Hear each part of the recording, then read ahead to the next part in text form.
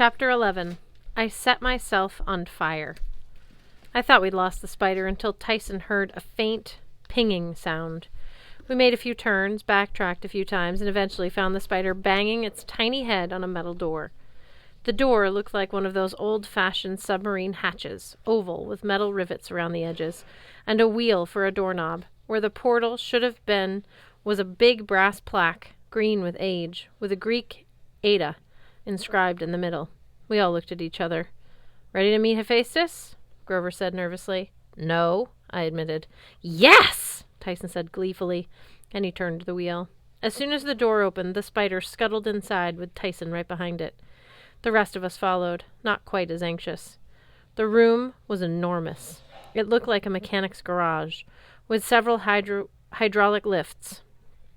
Some had cars on them, but others had stranger things. A bronze hippochytron with its horse head cut off and a bunch of wires hanging out its rooster tail, a metal lion that seemed to be hooked up to a battery charger, and a Greek war chariot made entirely of flames. Smaller projects cluttered a dozen work tables. Tools hung along the walls. Each had its own outline on a pegboard, but nothing seemed to be in the right place. The hammer was over the screwdriver place. The staple gun was where the hacksaw was supposed to go. Under the nearest hydraulic lift, which was holding a '98 Toyota Corolla, a pair of legs stuck out. The lower half of a huge man with grubby gray pants and shoes even bigger than Tyson's. One leg was in a metal brace. The spider scuttled straight under the car, and the sounds of banging stopped. "Well, well," a deep voice boomed from under the Corolla. What do we have here?" The mechanic pushed out on the back trolley and sat up. I'd seen Hephaestus once before, briefly on Olympus, so I thought I was prepared, but his appearance made me gulp. I guess he'd cleaned up when I saw him on Olympus, or used magic to make his form seem less hideous. Here, in his own workshop, he apparently didn't care how he looked. He wore a jumpsuit smeared with oil and grime. Hephaestus was embroidered over his chest pocket. His leg creaked and clicked in its metal brace as he stood, and his left shoulder was lower than his right, so he seemed to be leaning, even when he was standing up straight. His head was misshapen and bulging. He wore a permanent scowl. His black beard smoked and hissed. Every once in a while, a small wildfire would erupt in his whiskers, then die out. His hands were the size of catcher's mitts, but he handled the spider with amazing skill. He disassembled it in 2 seconds, then put it back together. "There," he muttered to himself. "Much better." The spider did a happy flip in his palm, shot a metallic web at the ceiling, and went swinging away. Hephaestus glowered up at us. "I didn't make you, did I?" Annabeth said. "No, sir." "Good," the god grumbled. "Shoddy workmanship." He studied Annabeth and me. "Half-bloods," he grunted. "Could be automatons, of course, but probably not." "We've met, sir," I told him. "Have we?" the god said absently. I got the feeling he didn't care one way or the other. He was just trying to figure out how my jaw worked, whether it was a hinge or a lever or what. "Well, then, if I didn't smash you to a pulp the first time we met, I suppose I won't have to do it now." He looked at Grover and frowned. "Satyr." Then he looked at Tyson and his eyes twinkled. "Well, a cyclops. Good, good. What are you doing traveling with this lot?" Said Tyson, staring in wonder at the god. "Yes, well said," Hephaestus agreed. "So there better be a good reason you're disturbing me. The suspension on this Corolla is no small matter, you know." "Sir," Annabeth said hesitantly, "we're looking for Daedalus. We thought—" "Daedalus?" the god roared. "You want that old scoundrel? You dare seek him out?" His beard burst into flames and his black eyes glowed. Yes, sir, please," Annabeth said.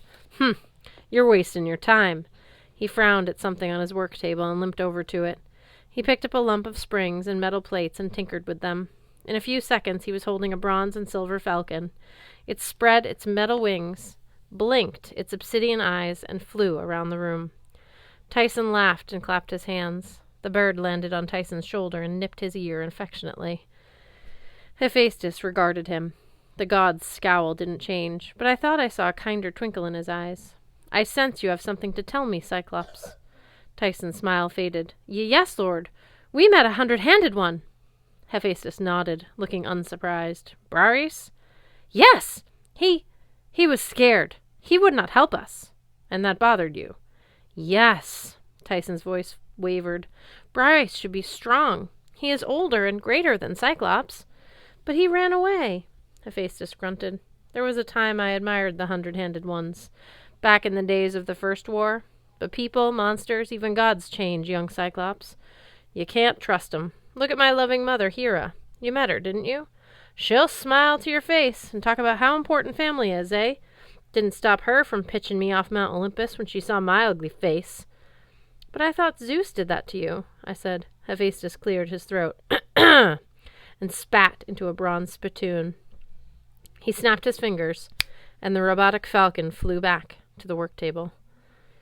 Mother likes telling that version of the story, he grumbled. Makes her seem more likable, doesn't it? Blaming it all on my dad. The truth is, my mother likes families, but she likes a certain kind of family.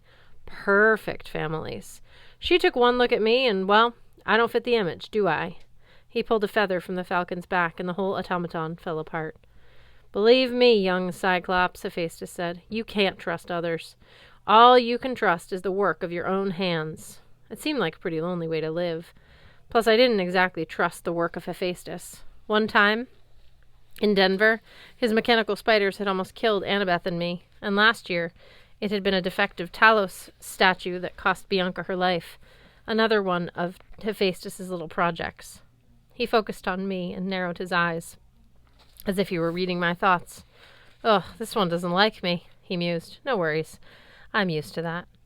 What would you ask of me, little demigod? We told you, I said. We need to find Daedalus. There's this guy, Luke, and he's working for Kronos. He's trying to find a way to navigate the labyrinth so he can invade our camp. If we don't get to Daedalus first, and I told you, boy, looking for Daedalus is a waste of time. He won't help you. Why not? Hephaestus shrugged. Some of us get thrown off mountainsides. Some of us. The way we learn not to trust people is even more painful. Ask me for gold, or a flaming sword, or a magical steed. These I can grant you easily. But a way to Daedalus? That's an expensive favor. You know where he is, then, Annabeth pressed. It isn't wise to go looking, girl. My mother always says looking is the nature of wisdom. Hephaestus narrowed his eyes. Who's your mother, then? Athena? Figures, he sighed. Fine goddess, Athena. A shame she pledged never to marry. All right, half-blood. I can tell you what you want to know, but there's a price. I need a favor done. Name it, Annabeth said. Hephaestus actually laughed, a booming sound, like huge bellows stoking a fire. You heroes, he said, always making rash promises. How refreshing.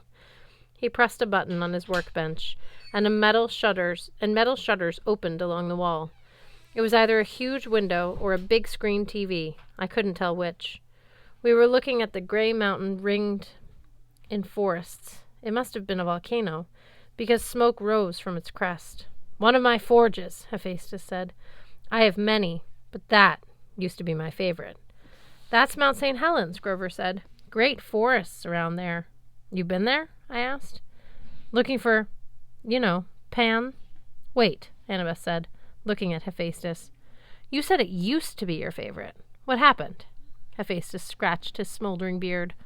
Well, that's where the monster Typhon is trapped, Used to be under Mount Etna. When we moved to America, his force got pinned under Mount St. Helens instead. Great source of fire, but it's a bit dangerous. There's always a chance he'll escape. Lots of eruptions these days, smoldering all the time. He's restless with the Titan rebellion. What do you want us to do? I said. Fight him? Hephaestus snorted. That would be suicide. The gods themselves ran from Typhon when he was free. No, pray you never have to see him, much less fight him. But lately I've sensed intruders in my mountain. Someone or something is using my forges.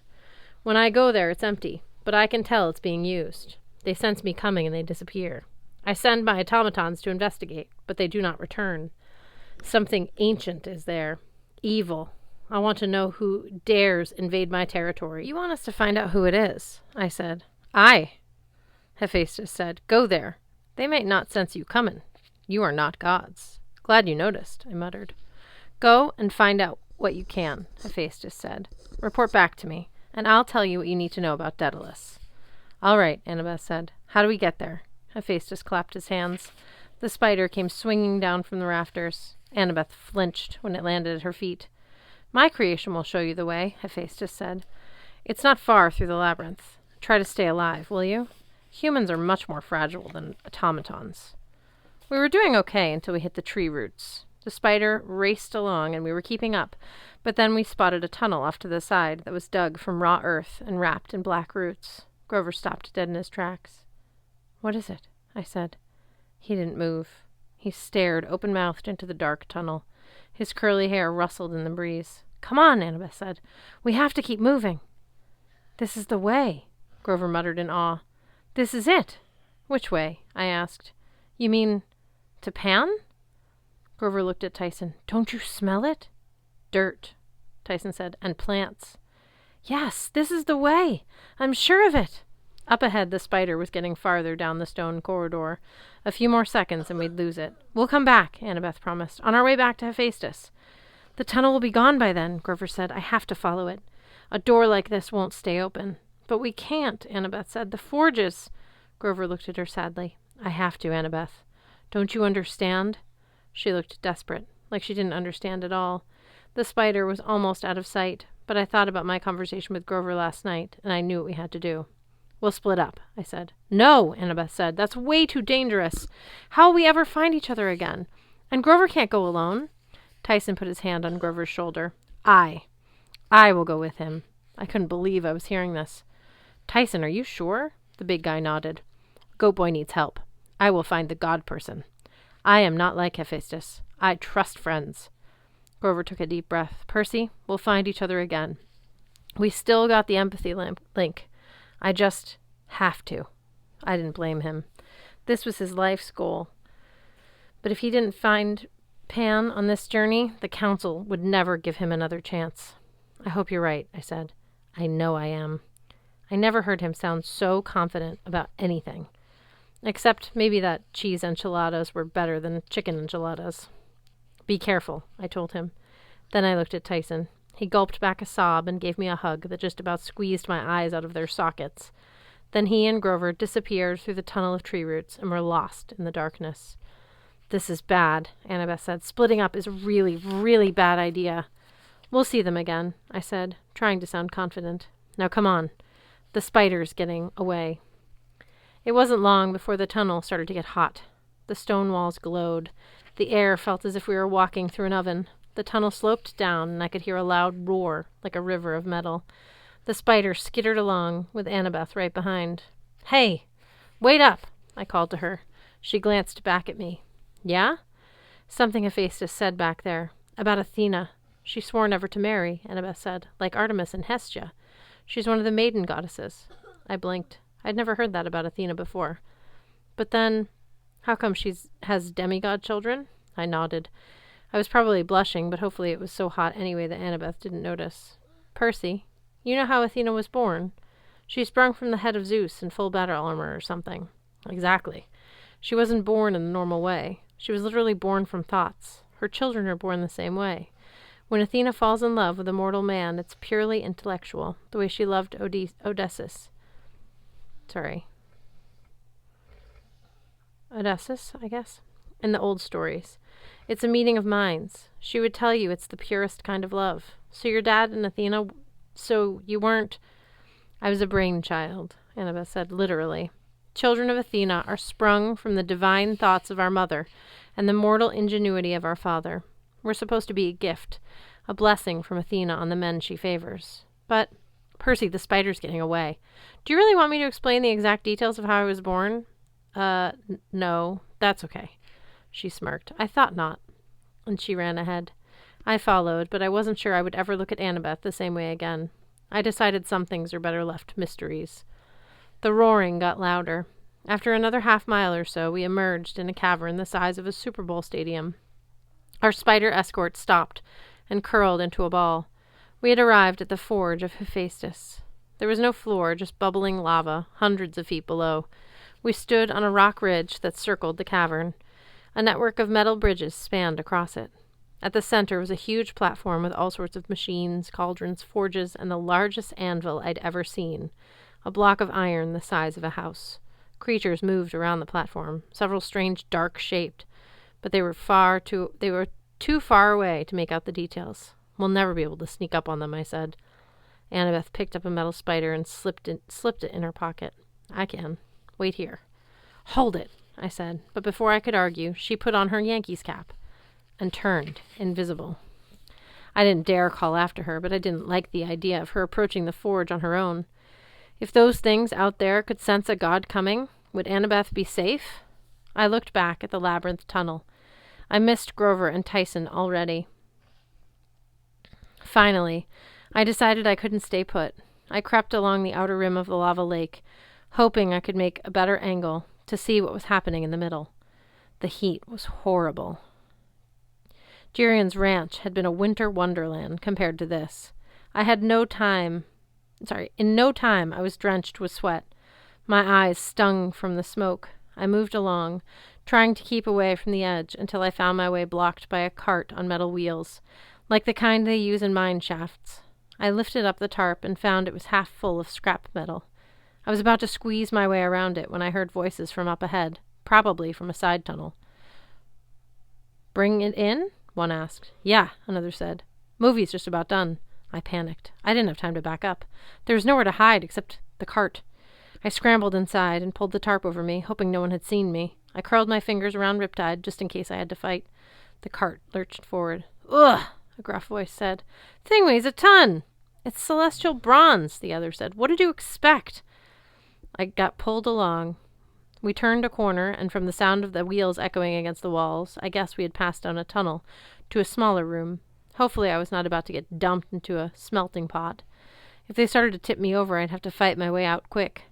I heard lots of talking, chattering voices that didn't sound human, somewhere between a seal's bark and a dog's growl.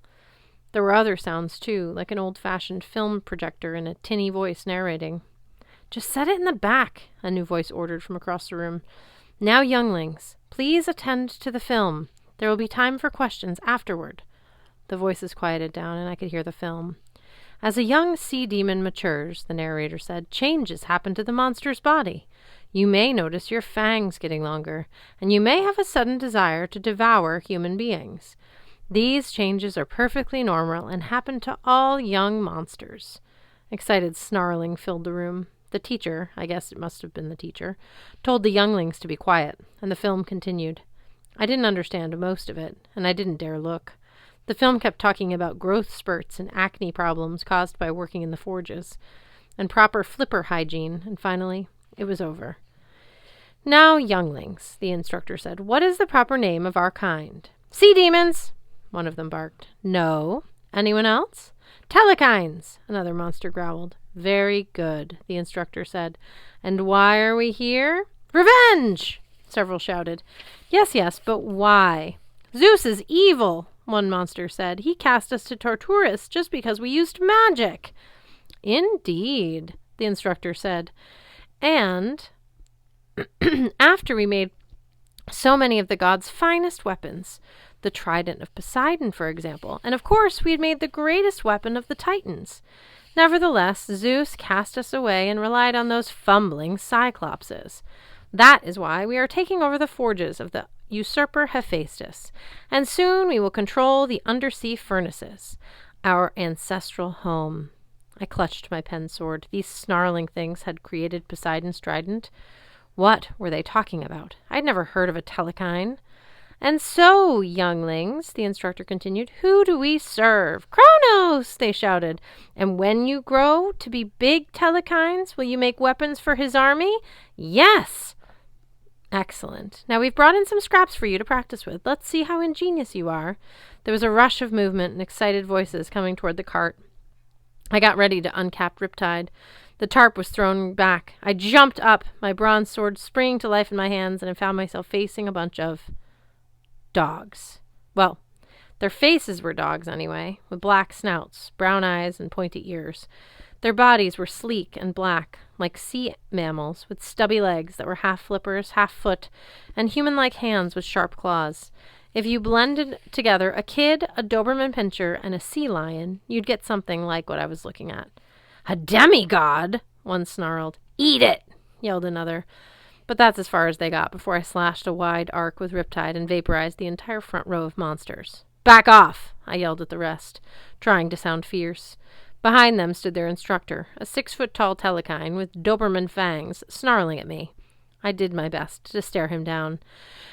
"New lesson, class," I announced. "Most monsters will vaporize when sliced with a celestial bronze sword. This change is perfectly normal and will happen to you right now if you don't back off." To my surprise, it worked. The monsters backed up, but there were at least 20 of them. My fear factor wasn't going to last long. I jumped out of the cart and yelled, "Class dismissed!" and ran for the exit. The monsters charged after me, barking and growling. I hoped they couldn't run very fast with those stubby little legs and flippers, but they waddled along pretty well. Thank the gods there was a door on the tunnel leading out to the main cavern. I slammed it shut and turned the wheel handle to lock it. I doubted that would keep them long. I didn't know what to do. Annabeth was out here somewhere, invisible. Our chance for a subtle reconnaissance mission had just been blown. I ran toward the platform in the center of the lava lake. "Annabeth!" I yelled. "Shh!" An invisible hand clamped over my mouth and wrestled me down behind a big bronze cauldron. "You want to get us killed?" I found her head and took off her Yankees cap. She shimmered into existence in front of me, scowling, her face streaked with ash and grime. "Percy, what's your problem?" "We're going to have company," I explained quickly about the monster orientation class. Her eyes widened. "So that's what they are," she said. "Telekines. I should have known. They were making... Well, look." We peeked over the cauldron. In the center of the platform stood 4 sea demons, but these were fully grown, at least 8 foot tall. Their black skin glistened in the firelight as they worked, sparks flying as they took turns hammering on a long piece of glowing hot metal. "The blade is almost complete," one said. "It needs another cooling in blood to fuse the metals." "Aye," said the second. "It has to be even sharper than before." "What is that?" I whispered. Annabeth shook her head. "They keep talking about fusing metals. I wonder..." "They were talking about the greatest Titan weapon," I said, "and they said they made my father's trident. The Telekines betrayed the gods," Annabeth said. "They were practicing dark magic. I don't know what exactly, but Zeus banished them to Tartarus with Kronos." She nodded. "We have to get out." No sooner had she said that than the door to the classroom exploded and young Telekines came pouring out. They stumbled over each other, trying to figure out which way to charge. "Put your cap back on," I said. "Get out." "What?" Annabeth shrieked. "No, I'm not leaving you. I've got a plan. I'll distract them. You can use the metal spider, or maybe it'll lead you back to Hephaestus. You have to tell them what's going on. But you'll be killed." "I'll be fine. Besides, we've got no choice." Annabeth glared at me like she was going to punch me, and then she did something that surprised me even more. She kissed me. "Be careful, seaweed brain." She put on her hat and vanished. I probably would have sat there for the rest of the day, staring at the lava, trying to remember what my name was, but the sea demons jarred me back to reality. "There!" one yelled. The entire class of Telekines charged across the bridge toward me. I ran for the middle of the platform, surprising the 4 elder sea demons so much they dropped the red-hot blade. It was about 6 feet long and curved like a crescent moon. I'd seen a lot of terrifying things, but this unfinished whatever it was scared me worse. The elder demons got over their surprise quickly. There were 4 ramps leading off the platform, and before I could dash in any direction, each of them had covered an exit. The tallest one snarled. "What do we have here? A son of Poseidon?" "Yes," another growled. "I can smell the sea in his blood." I raised Riptide. My heart was pounding. "Strike down one of us, demigod," the 3rd demon said, "and the rest of us shall tear you to shreds. Your father betrayed us. He took our gift and said nothing as we were cast into the pit. We will see him sliced to pieces, he and all the other Olympians." I wished I'd had a plan. I wished I hadn't been lying to Annabeth. I wanted her to get out safely, and I hoped she'd been sensible enough to do it. But now it was dawning on me that it might be the place that I die. No prophecies for me. I would get overrun in the heart of a volcano by a pack of dog-faced sea lion people. The young telekines were at the platform now, too, snarling and waiting to see how their 4 elders would deal with me. I felt something burning against the side of my leg. The ice whistle in my pocket was getting colder. If I ever needed help, now was the time. But I hesitated. I didn't trust Quintus's gift. Before I could make up my mind, the tallest telekine said, "Let us see how strong he is. Let us see how long it takes him to burn." He scooped up some lava out of the nearest furnace. It set his fingers ablaze, but this didn't seem to bother him at all. The other elder telekines did the same. The first one threw a glop of molten rock at me and set my pants on fire. 2 more spluttered across my chest. I dropped my sword in sheer terror and swatted at my clothes. Fire was engulfing me. Strangely, it felt warm at first, but it was getting hotter by the instant. "Your father's nature protects you," one said, "makes you hard to burn. But not impossible, youngling. Not impossible." They threw more lava at me, and I remembered screaming. My whole body was on fire. The pain was worse than anything I'd ever felt. I was being consumed. I crumpled to the metal floor and heard the sea demon children howling in delight. And then I remembered the voice of the river naiad at the ranch. "The water is within me." I needed the sea. I felt a tugging sensation in my gut, but I had nothing around to help me. Not a faucet or a river, not even a petrified seashell this time.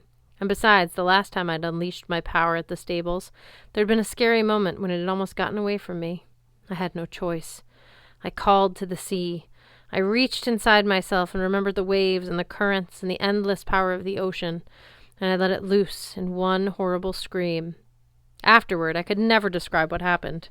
An explosion, a tidal wave, a whirlwind of power simultaneously catching me up and blasting me downward into the lava. Fire and water collided, superheated steam, and I shot upward from the heart of the volcano in a huge explosion. Just one piece of flotsam thrown free by 1,000,000 pounds of pressure. The last thing I remember before losing consciousness was flying. Flying so high Zeus would never have forgiven me, and then beginning to fall, smoke and fire and water streaming from me. I was a comet, hurtling toward the earth.